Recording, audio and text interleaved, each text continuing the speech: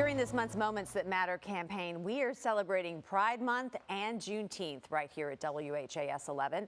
And joining us now with a little bit more on what you can expect to see is Sherlene Shanklin, who's been working on many of these stories, right? Yes, good morning. Good morning. Great to always have you here. Yes, ma'am. Well, let's start with Pride Month, right? Pride Month, We've already seen a number of these stories already appear on the air. Oh my goodness, Yeah. and it's amazing, and a lot of people don't know that Pride Month actually started because of a protest. Yeah.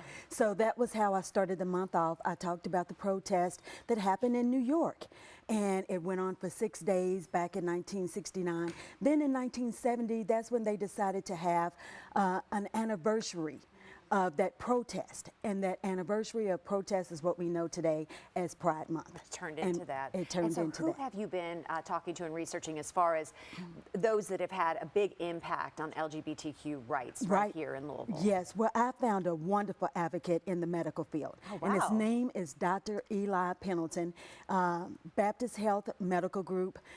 As soon as you walk into his office, you know that you're welcomed. Oh. He has the flag of Pride. He has the Jewish flag. He has the Black Lives Matter flag. And it's just something that he was just so outstanding. And I said, is there a personal story, the reason why you help trans youth and trans patients so much? And he finally told me, my brother. And his brother was actually his sister at one time.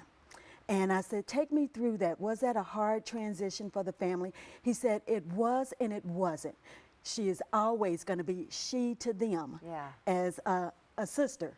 And he said, but I thought, and he made fun of it, and I thought that was so unique that he said, I noticed that some of my clothes in my closet was missing. And I said, really? He said, yeah, and she was starting to transform then.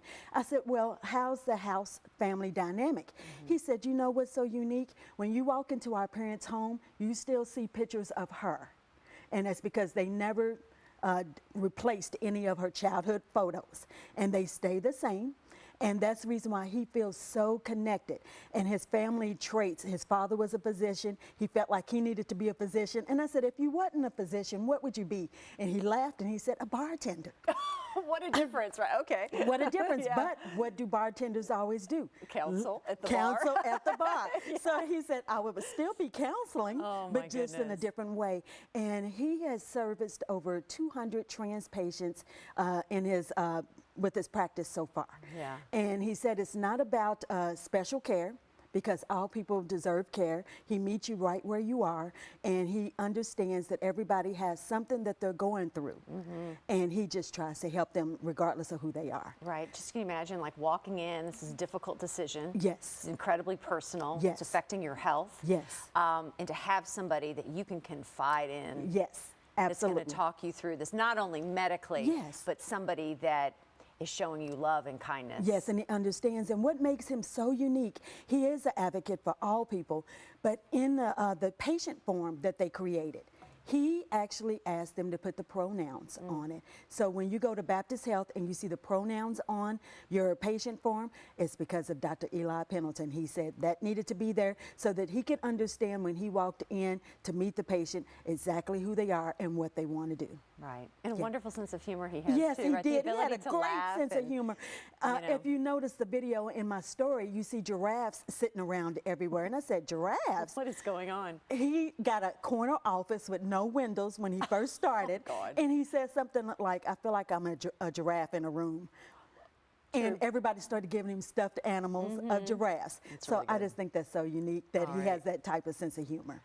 And anything else you're working on with Pride Month that's coming up as well? Month, I'm actually working on several other projects, and we've got a couple of more weeks to go. I was going to say, you're probably still putting things together. Yeah, we are still putting things together, but I've got a lot of great stuff. Pride Month Festival is this weekend, so, you know, a lot of things are happening with that. We've got the parade going to the Big Four lawn, so that's what we've got going on with Pride. Focusing on all that. Yes. We just recently had, switching gears to Juneteenth, because we recently had Alcrum Burton on the show. You're going to see him again tomorrow on the show as well. Just kind of, I mean, if you've never been to the Kentucky Center for African American Heritage, it's something else. It is. And he has figured out a way not to make it, it's not a museum, he always tells me. Claudia, it is not a museum, but he's incorporated so many of these live performances and this theatrics, and, you know, he's like storytelling helps you understand our struggle more. It does. You know, and he's planned these Juneteenth events that are so creative and really coming are. up, and I mean, they're beginning tomorrow and carrying on through the weekend. I mean, I know you have other things as well, but I just think he is just such a tremendous resource. He absolutely is. He's the executive director for the Yeah. Kentucky Center for African American Heritage. Wealth of knowledge. He told me about Juneteenth, talking about it being from Texas. It actually started there. And the reason why everybody celebrates Juneteenth is because that was the main celebration date at the time. But if you are from the state of Kentucky and from Louisville, our date is totally different. Really? But Louisville decided to use Juneteenth. And when you think Juneteenth, you go, what? How did they come up with that name? June the 19th. And you put it together, Juneteenth.